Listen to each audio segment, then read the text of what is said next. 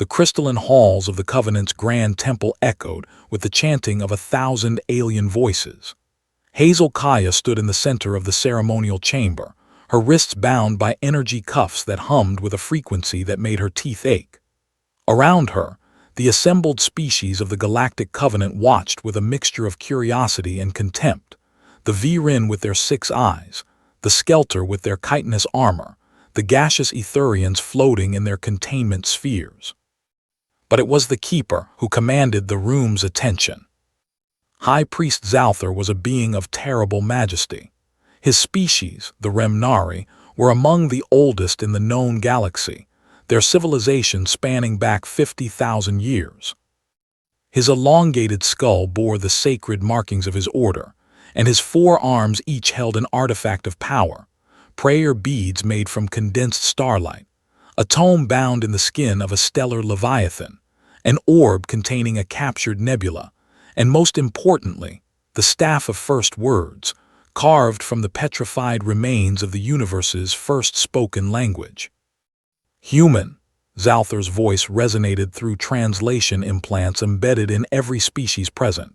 You stand accused of trespassing in the sacred archive, of touching the forbidden texts, of defiling knowledge that predates your species by epochs uncountable. Hazel met his gaze without flinching.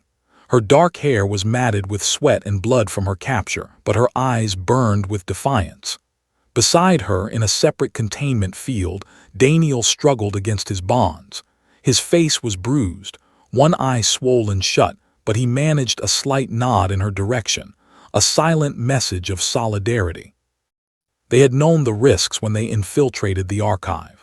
The Covenant had kept humanity on the fringes of galactic society for the 2 centuries since first contact, treating Earth's people as newcomers, primitives, children playing at civilization. Humanity had been denied access to the deeper knowledge, the ancient texts, the secrets of how the galaxy truly worked. But Hazel and Daniel had seen the truth in the fragments they'd managed to decode. The Covenant was hiding something about humanity's past, something that terrified them. "Do you have anything to say before judgment is pronounced?" Zalthar demanded. Hazel took a breath. In her mind, she recalled the symbols she'd seen in those precious minutes in the archive before the alarm sounded. The text had been old, impossibly old, written in a script that predated even the Remnari. The translation matrix in her neural implant had struggled with it, but she'd managed to capture enough, to understand enough. "Yes," she said clearly, "I have something to say." The crowd murmured. It was unusual for the condemned to speak at all, let alone with such confidence. Zalthar's expression, difficult to read on his alien features, might have been amusement. "Then speak, human. Let your final words be recorded for your primitive world to hear." Hazel closed her eyes and recalled the words she'd memorized, the sounds that her implant had painstakingly reconstructed. She opened her mouth and spoke. The language that emerged was like nothing that had been heard in the galaxy for 100,000 years. It was a tongue of clicks and harmonics, of guttural stops and flowing syllables that seemed to bend the air itself. The words felt ancient on her tongue, heavy with meaning that transcended simple translation. She spoke the greeting of the primordial ones, the first spacefaring civilization, the progenitors who had seeded the stars with life before vanishing into myth and legend. The effect was instantaneous and electric. Zalthar's 4 arms went rigid. The Staff of First Words slipped from his grasp, clattering against the crystal floor with a sound like breaking glass. The chanting stopped. The assembled aliens stood frozen in shock. "Impossible," Zalthar whispered, and for the first time his voice came without translation, raw and filled with an emotion that might have been fear. "Impossible." The other priests began to keen, a sound of distress that rose through octaves into ranges humans couldn't hear. Several of the Virin delegation collapsed. An Etherian's containment sphere shattered, and the being within dissipated into nothingness, too shocked to maintain cohesion. Daniel stared at Hazel with wide eyes. She'd told him about finding the text, but she hadn't told him she'd learned to speak it. Zalthar recovered his staff with trembling hands. He approached Hazel slowly like a pilgrim approaching a shrine. "How?" he demanded. "How does a human, a species barely 200,000 years old, speak the tongue of the architects?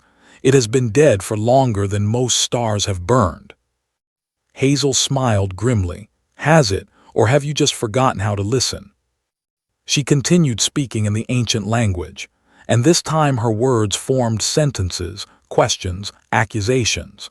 She spoke of what she'd read in the archive, of the truth the Covenant had buried. That humanity wasn't new to the stars at all. That Earth had been seeded by the architects themselves, their final work before their mysterious disappearance. That human DNA carried markers, genetic poetry written in the same mathematical language that underpinned the architects' technology. That the reason humanity learned so quickly, adapted so readily, innovated so dangerously, was because they were the architects' children, put to sleep in a garden world to awaken when the time was right. And that the Covenant had known. They'd known from the moment they'd analyzed the first human genome. They'd known, and they'd been terrified. Because if humanity was the heir to the architects, then everything the Covenant had built, their hierarchy, their authority, their carefully maintained order, was built on sand. Zalthar sank to his knees, his forearms spreading in a gesture of supplication that Hazel's implant identified as the highest form of religious reverence. The prophecy, he breathed. The heirs would return speaking the first tongue, and the old order would end. Around the chamber, other aliens were beginning to prostrate themselves. Some fled in terror, others wept, or whatever equivalent their species had for weeping. Daniel's containment field flickered and died. He stumbled forward, catching himself on Hazel's shoulder. "What the hell did you just say?" he whispered. "The truth," Hazel replied in English, her voice hoarse from speaking the ancient language. "That we're not the newcomers they thought we were. We're the homecoming they feared." Zalthar looked up at her with his alien eyes, and in them she saw something shift from captor to petitioner. "What would you have us do, heir of the architects?" Hazel took a moment to let the weight of that question settle. Around her, the most powerful beings in the galaxy waited for her answer. 2 centuries of being treated as primitives, of being denied and dismissed and diminished. She could feel the anger of her entire species behind her, the frustration of always being the children at the adults' table. But she also remembered why she and Daniel had risked everything to break into the archive in the first place. Not for revenge, for knowledge, for understanding, for the chance to finally take humanity's place among the stars as equals. "Get up," she said firmly, first in the architect's tongue, then in galactic standard.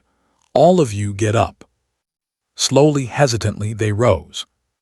"We don't want your worship," Hazel continued. "And we don't want your fear. We want what we've always wanted, to be treated as equals, partners, fellow travelers in this galaxy we all share." She looked at Daniel, who nodded encouragement despite his battered face. "The architects are gone," Hazel said. "Whatever they were, whatever they built, it's history. We're humans. We carry their legacy maybe, but we make our own choices. And we choose to build something new, with you if you'll have us, not above you, not below you, beside you." Zalthar's expression, alien though it was, seemed to soften. He straightened, though he didn't quite meet her eyes. "And the archive, the forbidden knowledge." "Opens," Hazel said simply, "to everyone, all species. No more secrets. No more hierarchies based on who's older or who knew what first. We share everything, or the cycle just continues." There was a long moment of silence. Then Zalthar struck his staff against the floor 3 times, a sound that rang through the chamber like a bell. "Let it be recorded," he said, his voice carrying to every corner of the vast space. "On this day, the covenant ends and the partnership begins. By the word of the heir, by the will of the architects, by the courage of those who speak truth to power." As the energy cuffs fell away from Hazel's wrists, Daniel grinned despite his injuries. "You know," he muttered, "when we planned this heist, I was expecting prison or execution, not whatever this is." Hazel rubbed her wrists and smiled. "Humanity, fuck yeah." Daniel laughed. "Yeah, fuck yeah."